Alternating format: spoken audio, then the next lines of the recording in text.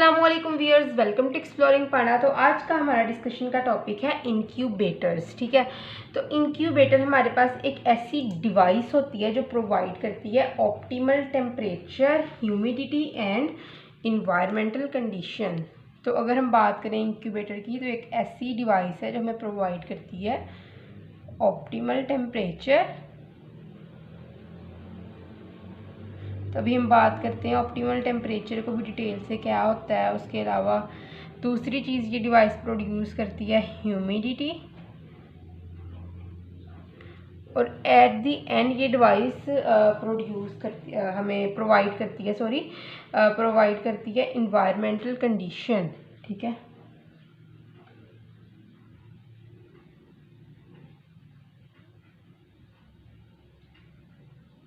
Condition clear. तो सबसे पहले हमारे पास है ऑप्टिमल टेम्परेचर। तो ऑप्टिमल टेम्परेचर किस चीज़ के ऊपर डिपेंड करता है? Optimal temperature depend on what you are incubating, कि कौन सी चीज़ आप इंक्यूबेट कर रहे हो। ठीक है ना, किसी एग को इंक्यूबेट कर रहे हो, किसी प्री मैच्योर बेबी को आप इंक्यूबेट कर रहे हो, उसके ऊपर ये डिपेंड करता है ऑप्टिमल टेम्परेचर। ठीक है ना, तो उसी हिसाब से हम ऑप्टिमल टेम्परेचर को रखते हैं। तो अगर आप किसी बेबी को इंक्यूबेट कर रहे हो तो उसके लिए ऑप्टिमल टेम्परेचर ऑलमोस्ट होता है for baby, pre mature baby, ताकि उसकी ग्रोथ और डेवलपमेंट हो सके। उसके अंदर होता है मोस्टली 36.5 टू 37.5 डिग्री सेंटीग्रेड। ठीक है, और उसके अलावा एग्स की अगर हम बात करें तो एग्स के लिए जो होता है उसके लिए भी ऑप्टिमल टेम्परेचर एग्स के केस में मोस्टली होता है 37.5 डिग्री सेंटीग्रेड। ठीक है, तो ये टेम्परेचर मेंटेन रखता है बेबी के बॉडी टेम्परेचर को। ठीक है, और इसके अलावा एक वार्म और स्टेबल इन्वायरमेंट क्रिएट करता है ग्रोथ और डेवलपमेंट के लिए। ठीक है ना, तो ऑप्टिमल टेम्परेचर डिपेंड्स अपॉन या optimal temperature set up according to the things that you are going to incubate, whether you are going to incubate a premature baby और एन एग।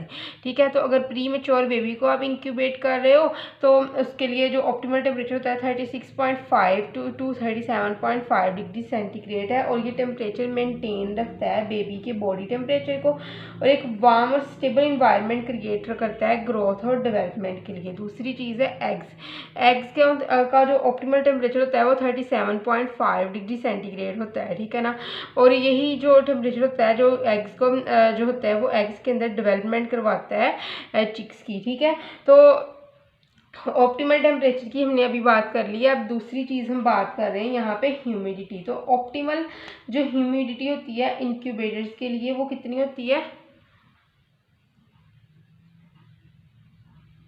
एग की incubation अगर आप करवा रहे हैं तो वो होती है 40 to 50%। ठीक है, और अगर आप ये इंक्यूबेशन करवा रहे हो किसी प्री मैच्योर बेबी की तो 90% होती है ह्यूमिडिटी। ठीक है, तो उसके बाद हमारे पास क्या है इन्वायरमेंटल कंडीशन। तो सीवरल इन्वायरमेंटल कंडीशन इस हिसाब से मेंटेन की जाती हैं कि वो एक आइडियल इन्वायरमेंट के साथ मिमिक कर जाए। ठीक है ना, और जो होती है बेबी और एग्स की डेवलपमेंट जो हो और ग्रोथ और डेवलपमेंट हो वो बहुत अच्छे तरीके से हो जाए। ठीक है, तो और इसके अलावा क्या होता है कि जो हैचिंग होती है एग की और प्री मैच्योर बेबी की डेवलपमेंट जो होती है वो इन इन्वायरमेंटल जो आइडियल इन्वायरमेंटल कंडीशन है इनके ऊपर डिपेंड करती है। ठीक है, तो नेक्स्ट अब हम बात करते हैं कि जो इंक्यूबेटर होता है उसके थोड़े से उसकी डिटेल देखते हैं। तो क्या होता है कि इसको इस्तेमाल किया जाता है टू ग्रो और मेंटेन दी सेल कल्चर। ठीक है, और किस तरह किस लिए किया जाता है use? Grow and maintain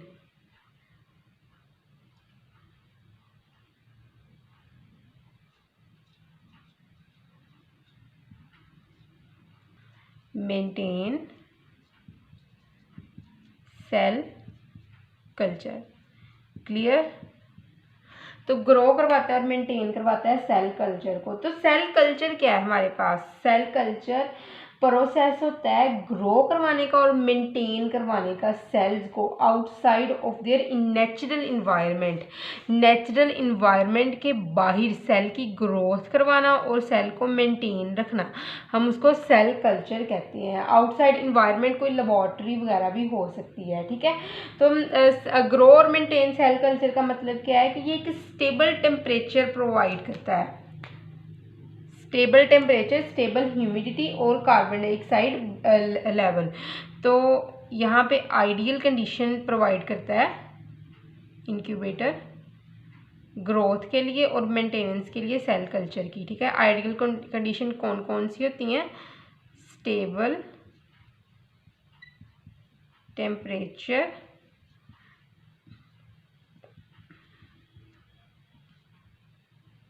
stable humidity और उसके अलावा CO2 लेवल, ठीक है। उसकी आइडियल कंडीशन यहाँ पे प्रोड्यूस होती है सेल की ग्रोथ के लिए, ठीक है। सेल कल्चर क्या है? सेल कल्चर एक ऐसा प्रोसेस है जिसके अंदर क्या किया जाता है? सेल को ग्रो करवाया जाता है outside natural environment. Natural environment के बाहर सेल को ग्रो करवाया जाता है, ठीक है। Cell growth take place outside of their natural environment. तो टेम्परेचर को यूजुअली जो होता है वो 37 डिग्री सेंटीग्रेड पे रखा जाता है ताकि ये मिमिक कर जाए किसके बॉडी, ह्यूमन बॉडी टेम्परेचर को मिमिक करने के लिए, ठीक है। अच्छा, उसके बाद क्या है कि ह्यूमिडिटी जो होती है वो 95% तक रखी जाती है, ठीक है ना। मतलब कि शुरू में बहुत मैक्सिमम ह्यूमिडिटी रखनी है और फिर आहिस्ता आहिस्ता कम कर देनी है ताकि एवेपोरेशन और सेल हाइड्रेशन हो सके, ठीक है। सेल को हाइड्रेट करने के लिए, सेल हाइड्रेशन के लिए करवाई जाती है ह्यूमिडिटी, और एवेपोरेशन प्रिवेंट करने के लिए, प्रिवेंट इवेपोरेशन, ठीक है। अच्छा, उसके बाद हमारे पास कार्बन डाइऑक्साइड लेवल है। कार्बन डाइऑक्साइड लेवल जो होता है इसको रेगुलेट किया जाता है 5% तक। क्यों किया जाता है? Maintain pH balance, pH balance को ताकि मेंटेन किया जा सके, ठीक है। To maintain the pH balance, this controlled condition, ये तमाम कंट्रोल कंडीशन जिसके अंदर आते हैं हमारे पास stable temperature, stable humidity, carbon dioxide level, ये प्रमोट करवाते हैं ग्रोथ को, ठीक है ना। इनसे ग्रोथ प्रमोट होती है। क्लियर? तो हमारे पास इंक्यूबेटर्स की दो मेन कैटेगरीज हैं, हम उनको देखते हैं, फिर वन बाय वन हम इसके प्रोसेस को भी देखते हैं। अच्छा, तो अभी हम बात करते हैं टाइप्स की, कैटेगरीज की इंक्यूबेटर की। तो एक होता है हमारे पास गैस्ड इंक्यूबेटर और दूसरा होता है हमारे पास नॉन गैस्ड इंक्यूबेटर। एक टाइप है गैस्ड इंक्यूबेटर, इसको हम CO2 इंक्यूबेटर भी कहते हैं,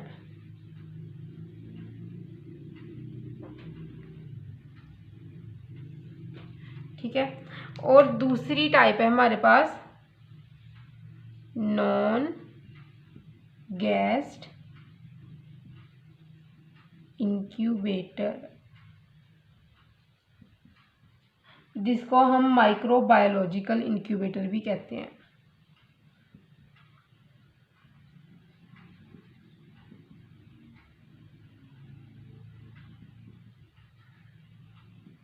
इंक्यूबेटर, क्लियर? तो अगर हम करें गैस इंक्यूबेटर की बात, तो गैस सिस्टम यूज़ किया जाता है ताकि कंट्रोल किया जाए लेवल ऑफ गैसेस को, ठीक है। जिस तरह के हमारे पास है कार्बन डाइऑक्साइड, ऑक्सीजन और नाइट्रोजन, इन सब गैसेस के लेवल को कंट्रोल करने के लिए गैस सिस्टम यूज़ किया जाता है गैस इंक्यूबेटर में। और नॉन गैस इंक्यूबेटर में क्या होता है? Don't have any kind of the gas system, it is a microbiological incubator, it means it incubate bacteria, fungi, yeast, bacteria culture जिसको हम कहेंगे फंजाई कल्चर को इंक्यूबेट करता है, और यीस्ट कल्चर को इंक्यूबेट करने के लिए इसको यूज़ किया जाता है। ठीक है, तो नेक्स्ट अब हम बात करते हैं कुछ नेसेसिटीज़ की। ठीक है ना, इंक्यूबेटर्स के अंदर। ठीक है, तो नेसेसिटीज़ की यहाँ पे बात करेंगे, फिर एट द एंड हम वर्किंग की बात करेंगे इसकी। तो कुछ यहाँ पे नेसेसिटीज़ की बात करते हैं हम।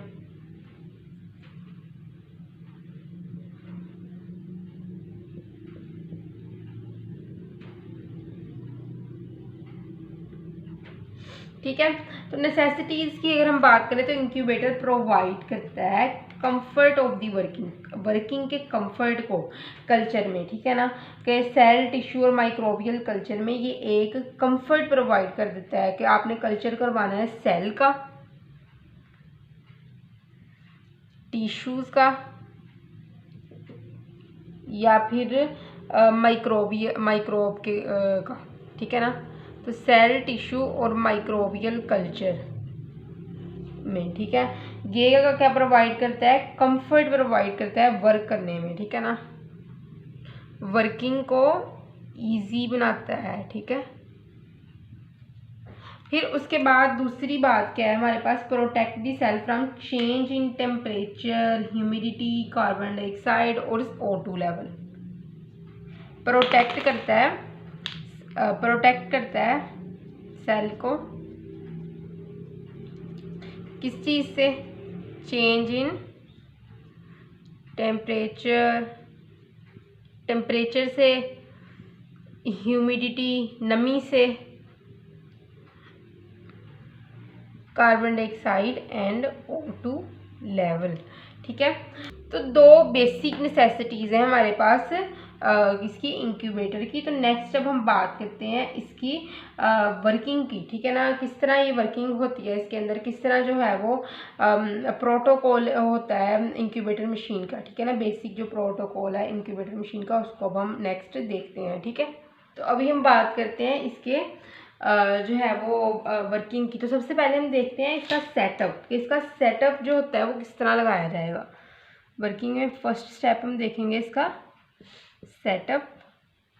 ठीक है, तो सेटअप जो होता है इसको हम क्या देखते हैं कि जो इंक्यूबेटर है ना उसको रखा जाएगा एक स्टेबल लोकेशन में जिसके अंदर प्रॉपर वेंटिलेशन हो। Incubator must be placed in A stable location, एक बहुत स्टेबल लोकेशन में रखा जाए, किसी अच्छे स्टैंड के ऊपर रख दिया जाए, ये कोई ऐसी चीज़ जो स्टेबल हो उसके ऊपर रखा जाए और लोकेशन भी वो स्टेबल होनी चाहिए। ठीक है ना, तो एक स्पेसिफिक जगह। ठीक है ना, जहाँ पे क्या है कि बहुत ज़्यादा लो मेंबर्स ना जमा होते हों। ठीक है ना, तो एक स्टेबल लोकेशन में रखा जाए और प्रॉपर वेंटिलेशन हो। यहाँ पे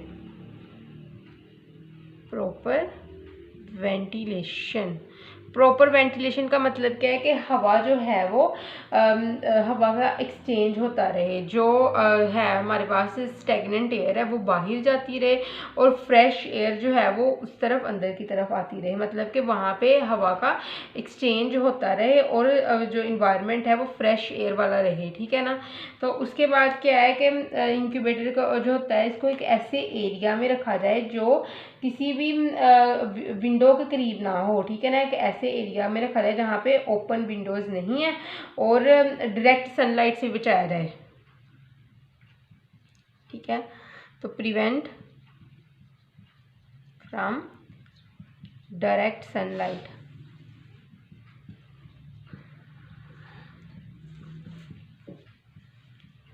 इसको प्रिवेंट किया जाए डायरेक्ट सनलाइट से। उसके बाद क्या है कि मशीन, इस चीज़ को इंश्योर बनाया जाए कि मशीन क्लीन हो और डेब्रिस फ्री हो।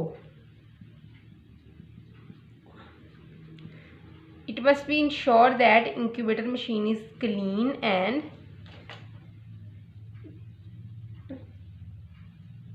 Debris free.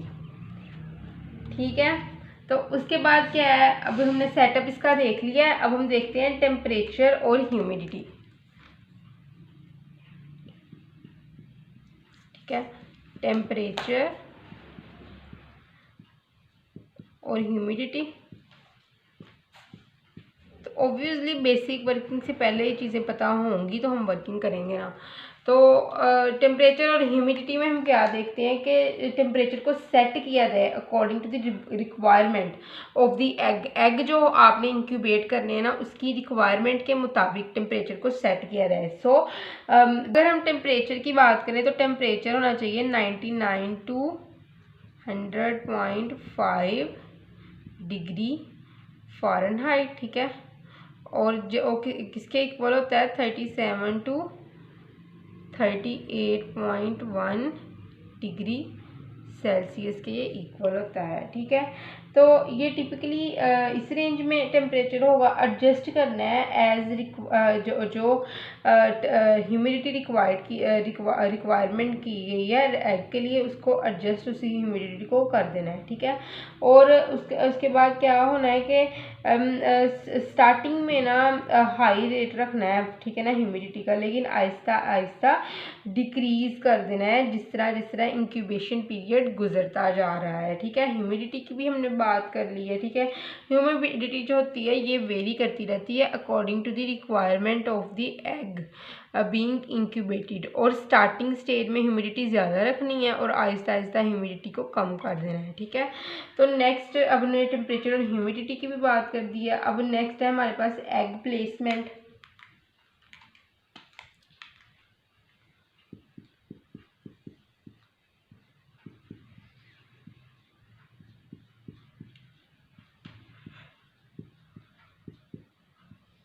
एग प्लेसमेंट की हम यहाँ पे बात करते हैं। तो केयरफुली एग को रखना है ट्रेज के अंदर, ठीक है ना। हमारे पास यहाँ पे कुछ ट्रेज हैं, आप देख सकते हैं। इसके अंदर बहुत केयरफुली एग को रखना है, ठीक है ना। और ये इस तरह डिज़ाइन की गई है ट्रेज के, इनके अंदर एग को होल्ड किया जाए, ठीक है। और इंश्योर करना है इस चीज़ को कि एग जो है वो इस तरह पोजिशन है कि इसके पॉइंटेड एंड्स है ना वो डाउनवर्ड की तरफ है, ठीक है ना। पॉइंटेड एंड्स जो हैं वो एग के, वो मोस्ट पॉइंटेड एंड जो हैं वो नीचे की तरफ है। और कंपार्टमेंट्स के अंदर एग को प्लेस कर देना है, ठीक है। उसके बाद हमारे पास है टर्निंग मशीन। सबसे पहले क्या किया, सेटअप अच्छा लगाया, एक अच्छी लोकेशन सेलेक्ट की इंक्यूबेटर की, टेम्परेचर और ह्यूमिडिटी अच्छी सेलेक्ट की। उसके बाद एग को प्लेस कर दिया। एग को भी प्लेस करने के लिए जो है वो स्पेसिफिक लोकेशन रखनी है, कंपार्टमेंट्स के अंदर प्लेस करना है, और जो पॉइंटेड एंड्स है एग के उनको नीचे की तरफ रखना है। तो हमारे पास 4 है टर्निंग मशीन।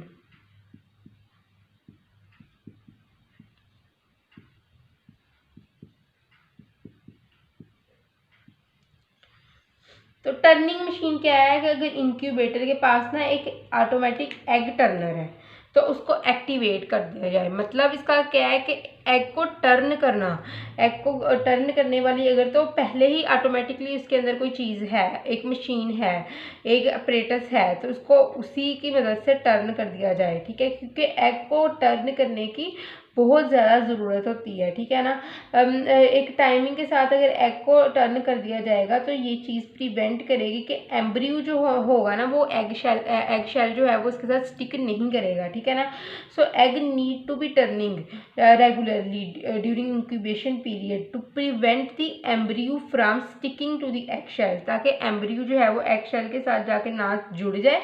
इस वजह से एग को टर्न करने की बहुत ज़्यादा ज़रूरत है, और इसके लिए कुछ टर्नर्स भी लगे होते हैं, ऑटोमेटिक एग टर्नर होते हैं जो कि एग को टर्न करवाते हैं, ठीक है ना। तो अगर तो इंक्यूबेटर के पास वो टर्नर है तो ठीक है, अदरवाइज इसको टर्न करवाया जाए ताकि एम्ब्रियो जो है वो एग सेल के साथ जाकर स्टिक ना कर जाए, ठीक है। उसके बाद है मॉनिटरिंग।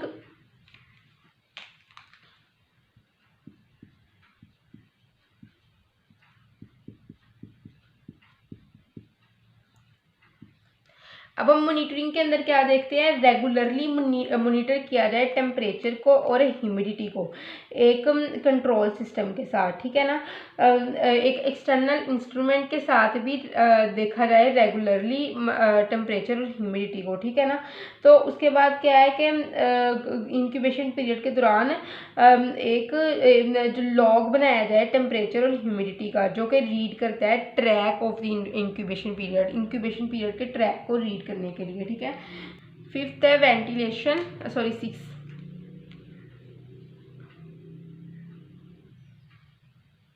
ठीक है। तो 6 हमारे पास है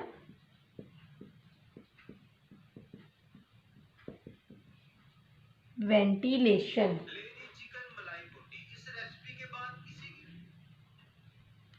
वेंटिलेशन तो इस चीज़ को इंश्योर करवाया जाए कि प्रॉपर वेंटिलेशन जो हो रही है इंक्यूबेशन के दौरान इंक्यूबेटर में, ठीक है ना। तो मतलब कि फ्रेश एयर की सर्कुलेशन करवाना भी बहुत बहुत ज़रूरी होता है, ठीक है ना। और अंदर जो स्टेगनेंट एयर है उसको भी बाहर निकालना बहुत ज़्यादा ज़रूरी होता है, ठीक है। तो अगर हम नेक्स्ट हम बात करें 7 की, तो वो हमारे पास होती है कैंडलिंग।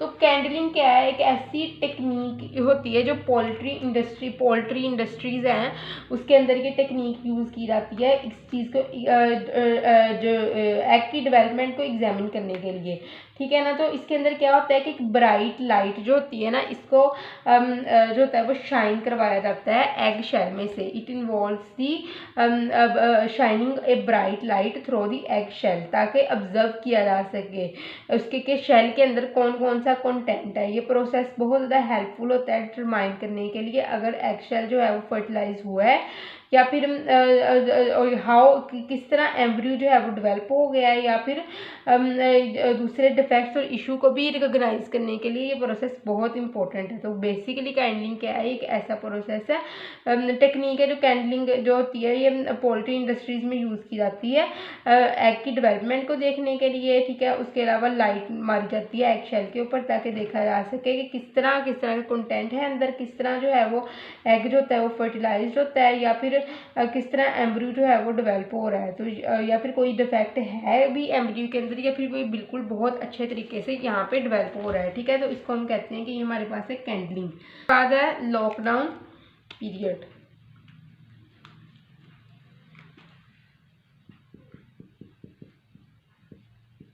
लॉकडाउन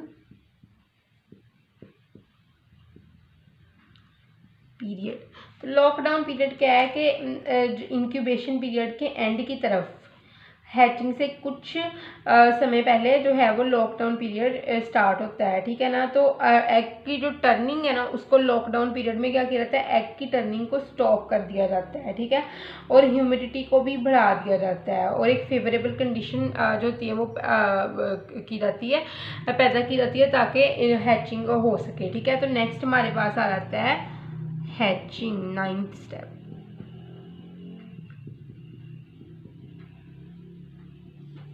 ठीक है, तो एग को लॉक किया जाए ताकि वो नेचुरली हैच कर सके और किसी भी किस्म के डिस्टर्बेंस से एग को बचाया जा सके। एक दफ़ा जो है वो चिक जो है वो हैक कर गया तो उसको कुछ देर के लिए उसके अंदर इंक्यूबेटर के अंदर चिक को रखा जाए हैचिंग के बाद भी, ताकि वो थोड़ा सा ड्राई हो जाए और फ्लफ अप, मतलब कि उसके जो है वो जो उसके ऊपर जो उसकी खाल है, जो उसकी चमड़ी है, वो थोड़ी सी क्या हो जाए कि जो उसका जो स्किन है उसके ऊपर जो थोड़े से हेयर हैं वो थोड़े से फ्लफी हो जाए, ठीक है ना। तब तक इसको थोड़ी देर के लिए इंक्यूबेटर के अंदर ही रखा जाता है को, क्लियर। और उसके बाद क्या है कि क्लीनिंग और मेंटेनेंस।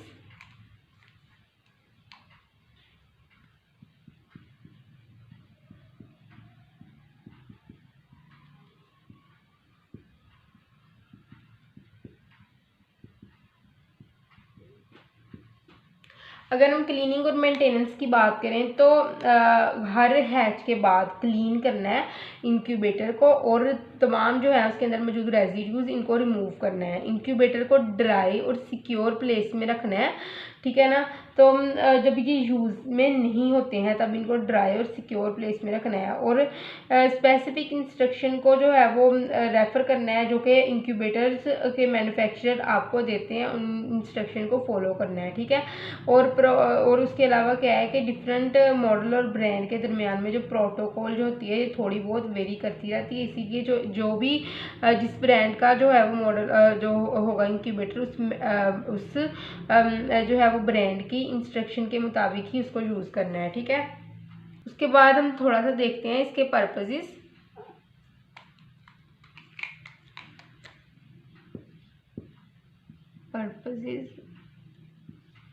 अगर हम पर्पसेस की बात करें तो ये मेंटेन रखता है thermo neutral ambient temperature, thermo